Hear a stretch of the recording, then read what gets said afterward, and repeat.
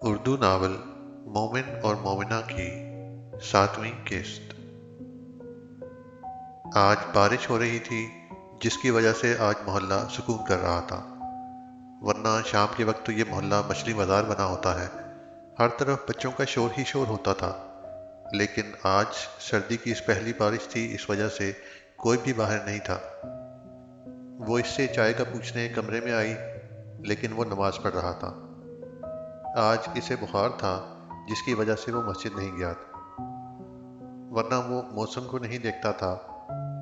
इसे नमाज पढ़ता देखकर वो वहीं सामने सोफे पर बैठ गई।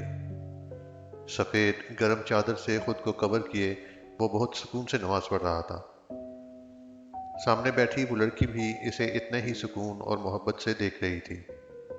वो यकटक इसे देख रही थी, जो अब सलाम फेर रहा था। दुआ करके नमाज की तह लगाकर इसे टेबल पर रखता, वो इसके साथ सोफे में आकर बैठ गया। आप नमाज पढ़ते हुए बहुत अच्छे लगते हैं। वो इसके बुखार की वजह से लाल पड़ते चेहरे को देखती मुस्कुराती हुई बोली। वो इसकी बात पर मुस्कुराया था।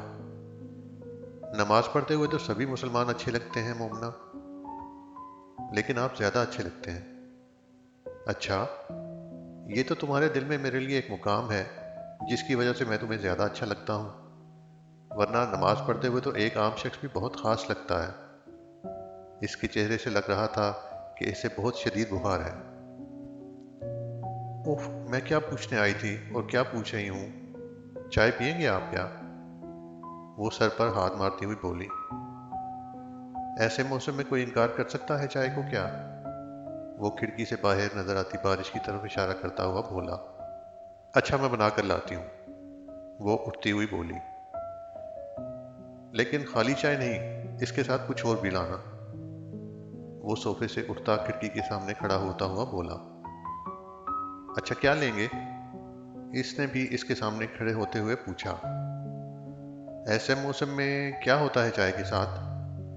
वो आसमान की तरफ इशारा करता हुआ बोला। ऐसे मौसम में तो चाय के साथ बिस्किट बहुत मज़ा करते हैं। नहीं, वो इसे घूरता हुआ बोला। अच्छा, फिर इस मौसम में चाय के साथ केक बहुत अच्छा रहता है ना? उसने उससे पूछा। तुम वो लेके तो आओ ज़रा, वो बोला। अच्छा, फिर चाय के साथ निम्को मज़ा करेगी, वो इसे मज़ीद तंग कर रही थी।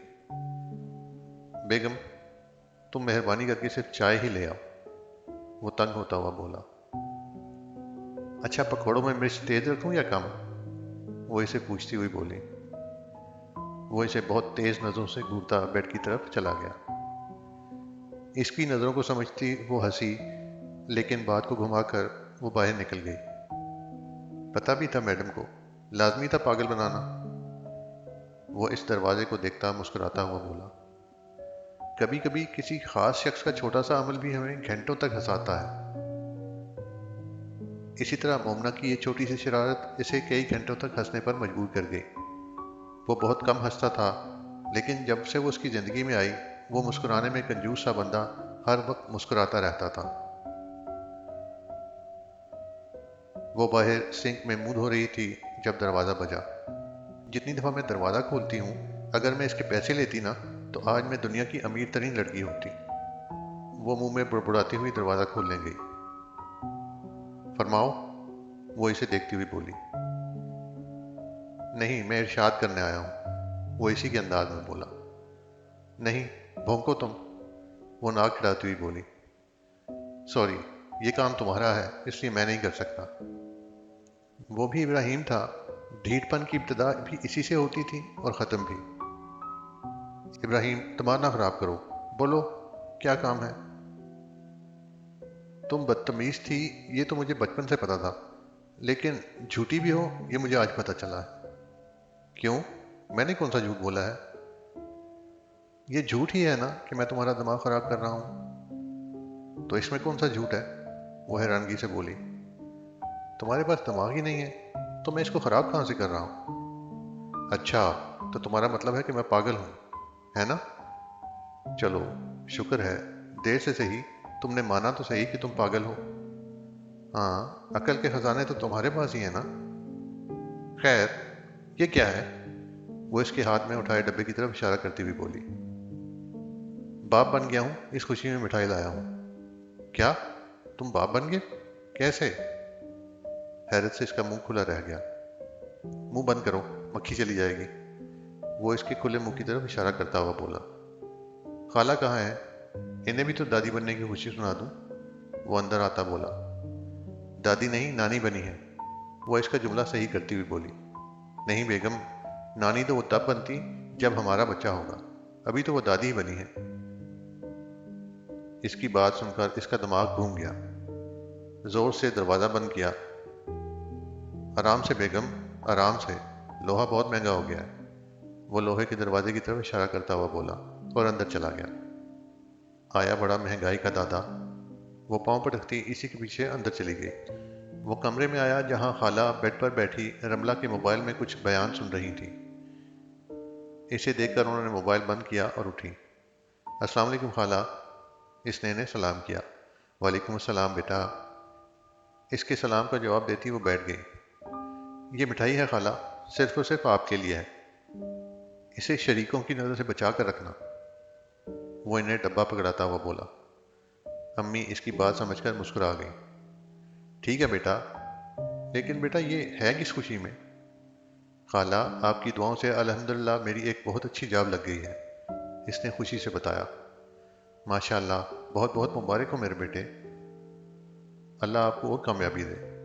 वो इसे मुबारक और दुआ देती बोली। आमीन आमीन। दरवाजे की चौखट पर खड़ी रमला का दिल किया कि इस हंसते हुए शख्स को बालों से पकड़कर दीवार से इसका सर दे मारे। अच्छा खाला, चलता हूँ, और भी जगह जाना है। बैठो बेटा, चाय पी कर जाना। नहीं खाला, फिर कभी आऊँगा ना। नहीं, फिर कभी भी पी लेना, लेकिन आज पी कर ही जाओगे। वो इसे ज़बरदस्ती बिठाती हुई बोली। वो भी इनकार ना कर सका। जाओ रमला, जाकर चाय बना कर लाओ। अम्मी सामने खड़ी रमला को हुक्म देती हुई बोली। चाय इससे पिए ना जिसके बच्चों का बाप बना है। वो मुंह में बुड़बुड़ाती हुई चली गई। अभी ही बर्तन धोए थे, वापस से गंदे हो जाएंगे। चाय का पानी चूल्हे पर चढ़ाती हुई बोली। चाय पीकर वो बाहर निकला। रमला भी इसके पीछे दरवाज़ा बंद करने आई।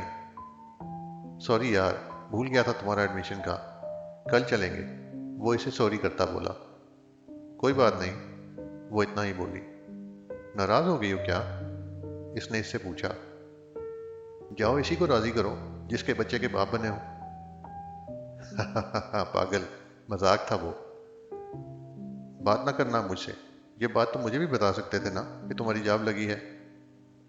जेलस हो रही हो? वो इसके गाल को खींचता हुआ बोला। जी बिल्कुल भी नहीं। अच्छा बंद करो दरवाज़ा। वो इसके सर पर हाथ रखता बोला, बाहर निकल गया। पीछे इसने दरवाज़ा बंद किया।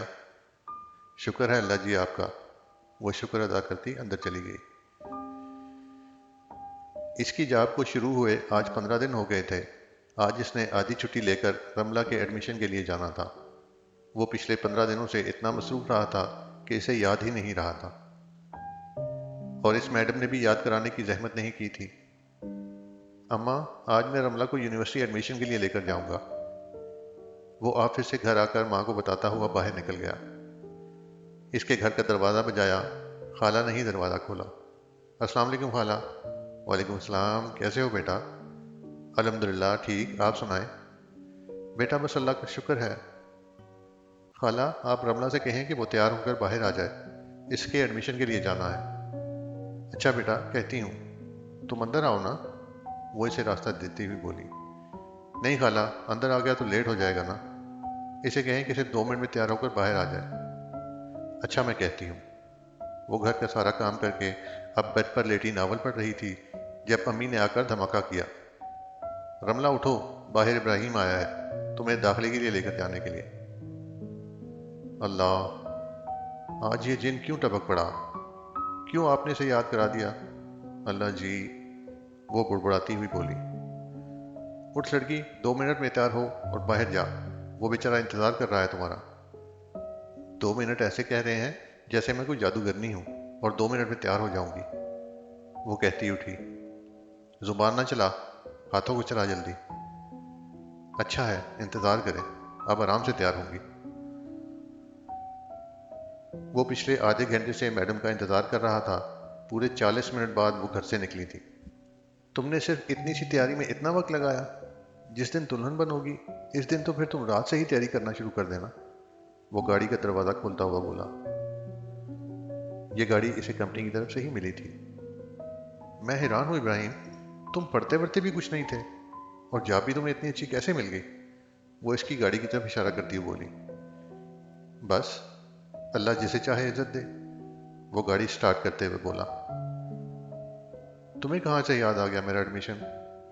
मुझे भूला ही कब था तुम्हारा एडमिशन? इब्राहिम, क्या करूंगी मैं पढ़ के?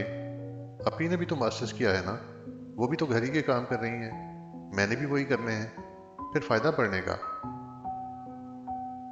जिंदगी का भरोसा नहीं होता, कभी भी ख़त्म हो सकती है। कम से कम तुम्हारे पास तालीम तो होनी चाहिए ना, कि तुम अपनी बुनियादी ज़रूरतें पूरी कर सको। वो इसे समझाता हुआ बोला। वो खामोश रही। वो सही तो बोल रहा था कि एक औरत के पास इतनी तालीम तो होनी चाहिए कि वक्त पड़ने पर वो किसी के मोहताज ना हो। यूनिवर्सिटी से एडमिशन करवा कर बाकी सारे काम करके अब वो घर की तरफ निकल रहे थे। इब्राहिम, कुछ खिला ही दो, सुबह से भूखा ही घुमा रहे हो। वो बोल तो ऐसे रही थी जैसे वो खुद इसके काम करने आई थी। पता है मुझे तुम्हें किस चीज़ की भूख लगी है। अच्छा तो फिर ला दो ना, वो मुस्कुराती हुई बोली। अगर इतनी ही खुशी तुम अपने एडमिशन के वक्त दिखाती तो क्या ही बात थी। वो एडमिशन के वक्त ऐसा मुंह बना रही थी जैसे कोई बहुत बड़ा जुल्म हो रहा हो इस पर। मैं फालतू कामों में खुश नहीं होती। ये फालतू काम था क्या? इसने पूछा। जी, 100% फालतू ही था। गाड़ी क्यों रोक दी? इसे गाड़ी रोकता देखकर बोली। खाना नहीं है क्या तुमने? इसने पूछा। माना कि तुम अमीर हो गए हो इस बड़े होटल के सामने, लेकिन मैंने बर्गर यहाँ से नहीं खाना। वो होटल की तरफ मुंह बनाती हुई बोली। अच्छा तो फिर कहाँ से खाना है? अपनी गली के कोने वाले हाफिज अंकल की दुकान से ही खाना है, जहाँ से हम बचपन से खाते आए हैं, वो मज़े से बोली। अच्छा, वो कहता गाड़ी स्टार्ट करता आगे की तरफ चल गया। तुम रुको, मैं ही लेकर आता हूँ, वो गाड़ी बंद करता बोला। नहीं, मैं भी जाऊंगी, वो अपनी तरफ का दरवाज़ा खोलती हुई बोली। छोटी बच्ची नहीं हूँ, अब तुम इस दुकान में बैठ कर खाओगी क्या? वो कहता हुआ बाहर निकल गया। खड़ूस आदमी ना हो तो। वो नाक चढ़ाकर खामोशी से बैठ गई।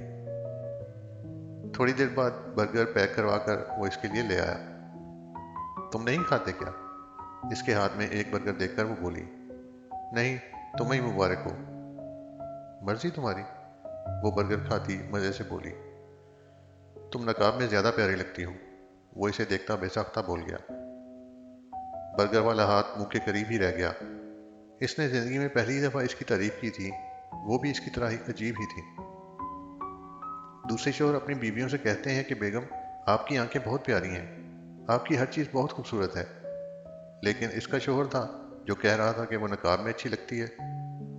जल्दी खाओ, वो इसे रुकता हुआ देखकर बोला। खा रही हूँ, मर क्यों रहे हो, वो नाक चिढ़ाती हुई बोली।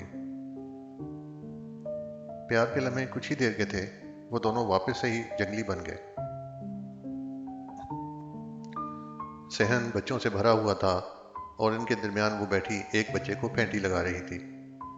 पिछले 3 दिन से मैं तुम्हें एक ही टेस्ट दे रही हूँ, लेकिन मजाल है ज़रा जो तुम मुझे अच्छा टेस्ट दिखा दो। खाओ ना महाराज, वो इस बच्चे के हाथ में डंडा मारती हुई बोली। अम्मी जो किचन से इसे मारता देखकर बाहर आई थी। हाय रमला, ना मार बच्चे को, कल याद कराएगा ना। अम्मी को कुछ ज़्यादा ही हमदर्दी है इन शैतान के चमचों से, वो इन्हें इतनी दफ़ा बोल चुकी थी। आप बीच में ना आया करें, ये सब बहुत बिगड़े हुए हैं। लेकिन वो भी एक माँ थी, कैसे किसी की औलाद का दर्द बर्दाश्त करती। अच्छा नहीं मारती मैं, कल पूरे 100 मरतबा लिख कर लाओगे, समझे? इसने गुस्से से इसे कहा और उसके हाथ में रजिस्टर पकड़ाया। या अल्लाह, या अल्लाह, जैसे मोमना बाजी की जल्दी जल्दी शादी कर दी है, इसकी भी शादी कर दे। वो बच्चा दिल ही दिल में इसे अपनी तरफ से बद्दुआ देता अपनी जगह जाकर बैठ गया। वो एक खुददार लड़की थी, इसे गवारा ना था कि इसकी तालीम का खर्च इब्राहिम उठाए। अब्बा की पेंशन से तो मुश्किल से घर का ही गुजारा होता था, इसलिए इसने ट्यूशन पढ़ानी शुरू कर दी थी। नरमीन, मैंने तुमसे एक बात करनी है। अम्मी से पास बिठाती हुई बोली। जी अम्मी, बोलिए, वो इनके साथ बैठती हुई बोली। बेटा, तुम्हारे बाबा का एक दोस्त है, उसके बेटे का रिश्ता आया है। अच्छे लोग हैं, लड़का एयरफोर्स में होता है। तुम्हारे बाबा कह रहे थे कि तुमसे पूछ कर ही इन्हें जवाब दूँ।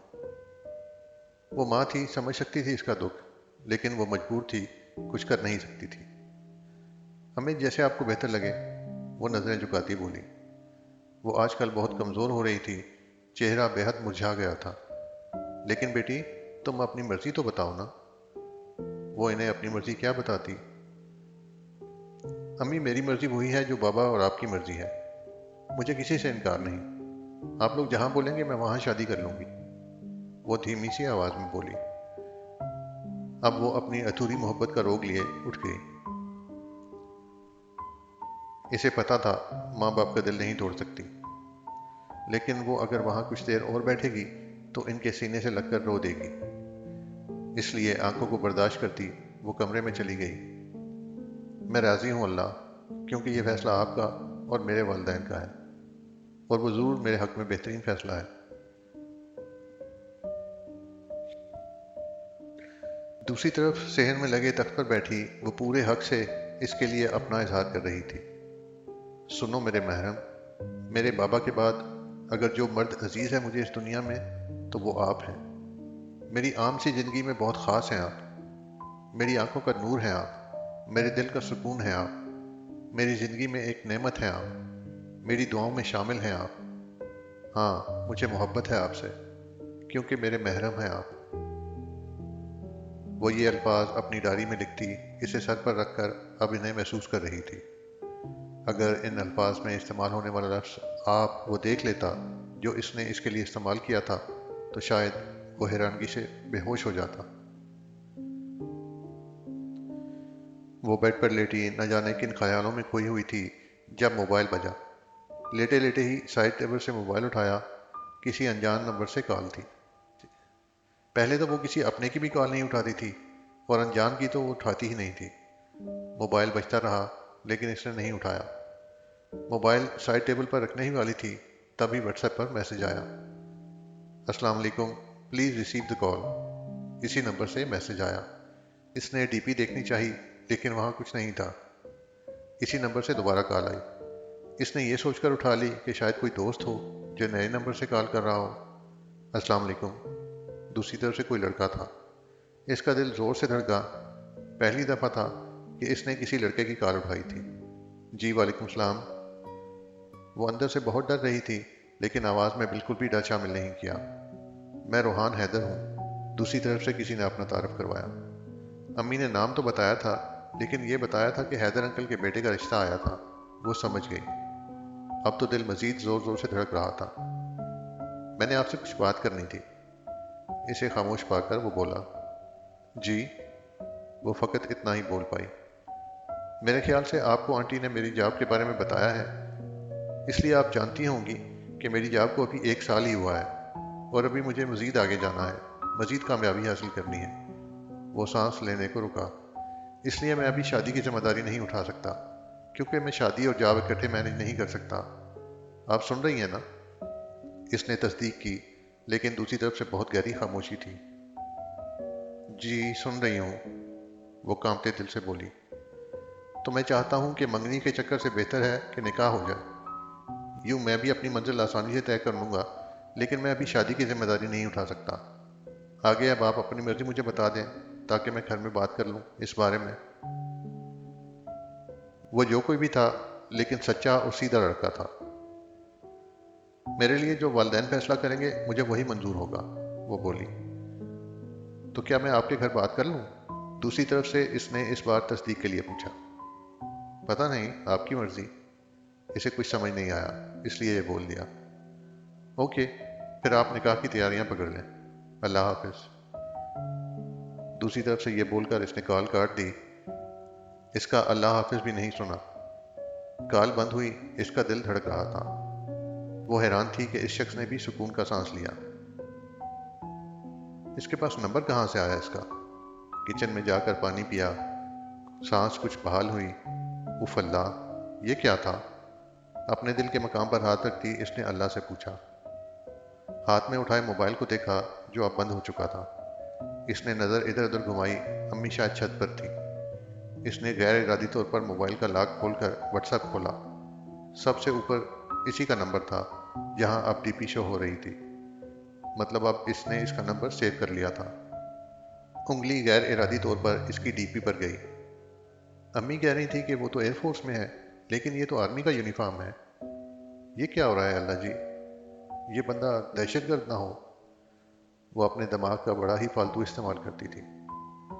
वो मोबाइल वहीं पर किचन में रखे फ्रिज के ऊपर रखती छत पर चली आई, जहां अम्मी मज़े से माल्टे खा रही थी। अम्मी, एक बात पूछनी थी, वो इनके साथ बैठती हुई बोली। हाँ पूछो। पता नहीं अम्मी, ये बात पूछते हुए कुछ शर्म सी भी महसूस हो रही है। अम्मी, वो लड़का क्या करता है? कुछ समझ ही नहीं आया कि कैसे पूछूं। बस जो दिमाग में आया बोल दिया। कौन सा लड़का? अम्मी शायद भूल चुकी थी। वही जिसका आप कल बता रही थी, इसने याद दिलाया। अच्छा, वो तुम्हारे वाला लड़का? अम्मी को याद आया भी तो कैसे याद आया, इसने सोचा। जी, वही जिसका बताया था कल। हाँ, जहाज चलाता है, अम्मी ने कुछ नए अंदाज में बताया। वो मुस्कुराई थी इनकी बात सुनकर। कितनी मासूम है माएँ। शादी सही, लेकिन जिंदगी जीने का हुनर हमें यही शादी माएँ ही सिखाती हैं। अच्छा, आपको किसने बताया वो जहाज चलाता है? इसने सवाल किया। लड़की की जो बड़ी बहन नहीं थी सायमा, इसने तस्वीर दिखाई थी, खाकी सी वर्दी में था। वो इनकी आखिरी बात पर अपना सर पकड़कर बैठ गई। अम्मी यार, वो एयरफोर्स वाले नहीं हैं, बल्कि सिंपल आर्मी वाले होते हैं। इसने इन्हें बताया जो न जाने कितनों को एयरफोर्स बता चुकी थी। अच्छा, जो भी होता है, बस है तो फौजी ही ना। अम्मी कभी अपनी गलती मानती थी जो आज मानती? अम्मी, कितनी मासूम है आप। बाबा तो आपकी मासूमियत पर मर ही मिटे होंगे ना। वो इनके गले में बाहें डालती हुई बोली। हटो, सांस रुक रहा है। वो इसे पीछे करती हुई बोली। ये ले। वो इसके आगे माल्टे की प्लेट करती हुई बोली। नहीं, मैं नहीं खाती। वो पीछे करती बोली। अच्छी चीज़ नहीं उतरती तेरे हलक में। बस कोई पकोड़े और समोसे ला दे तुझे, वो एकदम खा जाएगी। तो फ्रूट तो मरीज खाते हैं ना, मैं मरीज थोड़ी हूँ। कहाँ लिखा के फल मरीज खाते हैं? उन्होंने पूछा। मेरी किताब में, वो मज़े से बोली। अच्छा अम्मी, पकोड़े समोसे से याद आया, आज पास्ता बनाएंगे, वो बोली। मेरी बेटी, पहले रात का खाना बनाना, फिर बनाती रहना। वो इसे रात के खाने का याद दिलाती बोली। हाँ बस, यही तो जिंदगी है। रात का खाना, दिन का खाना, फिर सुबह का खाना, फिर रात का खाना। वो नाक छिड़ाती हुई बोली।